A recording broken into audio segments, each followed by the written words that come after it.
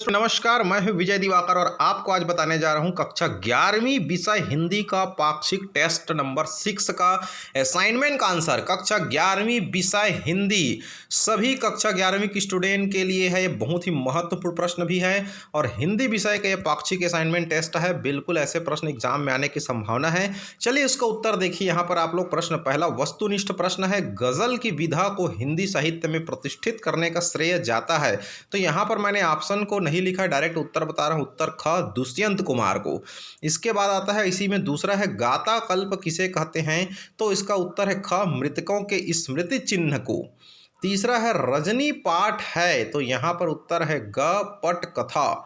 चौथा है चन्न मल्लिका अर्जुन का अर्थ है, उत्तर है ख भगवान शिव। पांचवा है यहाँ दरख्तों के साये में धूप लगती है में अलंकार है, तो विरोधाभास अलंकार है। चलिए इसके बाद देखिए यहाँ पर लक्ष्य प्राप्ति में बाधक होती है, तो उत्तर है ख इंद्रियां।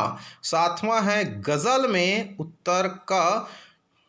देखिए यहाँ पर सभी शेर पूर्ण एवं स्वतंत्र होते हैं, ये लिखना है। आठवां पाँव से पेट ढकना में बिंब है, तो उत्तर है दृश्य बिंब है। तो इस तरह से प्रश्न दूसरा आ जाती है, बस्तर के वनवासी चुप क्यों रहते हैं। तो बस्तर के लोग बहुत सीधे और सरल स्वभाव के होते हैं, वे सिर्फ अपने मूल कार्यों से मतलब रखते हैं। बस्तर के आदिवासियों की अपनी एक अलग विशेष बोली होती है, हल्बी या गुंडी। उनकी सबसे बड़ी समस्या संवाद की है, वे दूसरे की हिंदी अंग्रेजी नहीं समझते हैं। हर समय उन्हें यह डर लगा रहता है कि उनकी बातचीत से कोई नाराज ना हो जाए, उन पर कोई मुसीबत ना आ जाए।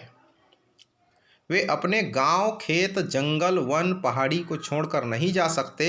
यही कारण है कि बस्तर के वनवासी चुप रहते हैं। प्रश्न तीसरा, कवि पलायन करना क्यों चाहता है। उत्तर है गजल कविता में कवि उम्र भर के लिए पलायन इसलिए करना चाहता है क्योंकि कवि के अनुसार नेताओं ने घोषणा की थी कि देश के हर घर को चिराग से रोशन कर देंगे।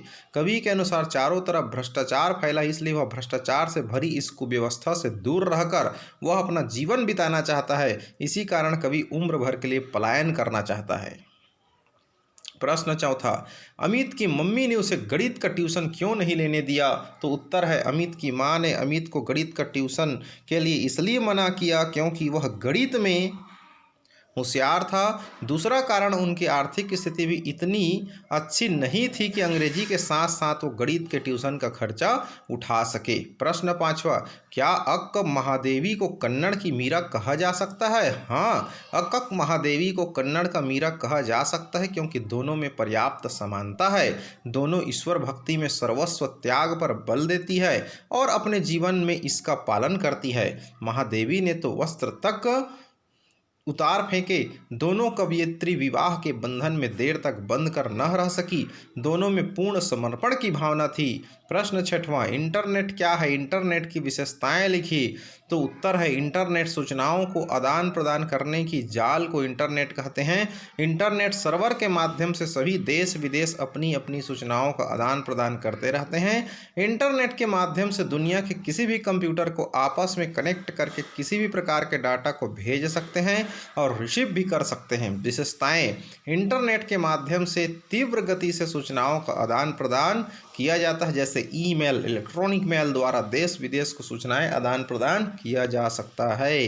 इंटरनेट सर्वर के अंतर्गत हम अपनी दस्तावेज आंकड़े को डिजिटल लॉकर में सुरक्षित रख सकते हैं। फाइल ट्रांसफर प्रोटोकॉल एफटीपी के माध्यम से सूचनाओं का ट्रांसफ़र किया जा सकता है। आजकल इंटरनेट द्वारा लोगों से अप्रत्यक्ष रूप से जुड़ने का एक सशक्त माध्यम फेसबुक, व्हाट्सएप, ट्विटर आ गया है। पांचवा, गूगल, यूट्यूब के माध्यम से एवं अन्य एप्लीकेशन के माध्यम से हम घर बैठे पढ़ाई, ऑनलाइन मीटिंग कर सकते हैं। प्रश्न सातवां, वार्षिक परीक्षा की कापियां न दिखाने के पीछे क्या तर्क है। क्या आप इससे सहमत हैं। उत्तर, हेडमास्टर महोदय वार्षिक परीक्षाओं की कापियां न दिखाने के पीछे मात्र यही तर्क देते कि ऐसा करने से लड़कों तथा उनके अभिभावकों की भीड़ लग जाएगी, उन्हें निपटाना एक झंझट हो जाएगा। मैं हेडमास्टर के इस तर्क से सहमत नहीं हूँ। एक झंझट से बचने के लिए किसी के भविष्य को बर्बाद तो नहीं किया जा सकता। इस नियम से भ्रष्ट अध्यापकों की हो जाएगी चांदी। वे मनमानी करेंगे तथा कापियों जांचने में लापरवाही बरतेंगे। इस प्रकार योग्य छात्रों का भविष्य अंधकारमय हो जाएगा। प्रश्न 8वां, रजनी के चरित्र की विशेषताएं लिखिए। उत्तर, रजनी इस पाठ की नायिका है, उसके चरित्र का सबसे बड़ा गुण संघर्षशीलता है। दूसरा, रजनी निर्भय, बेबाक तथा आत्मविश्वास से परिपूर्ण महिला है। तीसरा, वह अन्याय के विरुद्ध आवाज उठाने में कुशल है। चौथा, वह सत्य के लिए किसी से भी टकराने की हिम्मत रखती है। पांचवा, उसमें लोगों को इकट्ठा करने तथा उन्हें अपनी बातों से प्रभावित करने की विचित्र शक्ति है। वह सच्चे में नायिका है। इस तरह से आप लोगों ने ये उत्तर देखा। इसी तरह से आप अन्य विषय का भी मुझे कमेंट करके या प्रश्न भेज करके मुझसे आप उत्तर मांग सकते हैं। व्हाट्सअप करें, कॉल ना करें। मेरे डिस्क्रिप्शन बॉक्स में ग्रुप है, आप ज्वाइन कर सकते हैं। Thank you.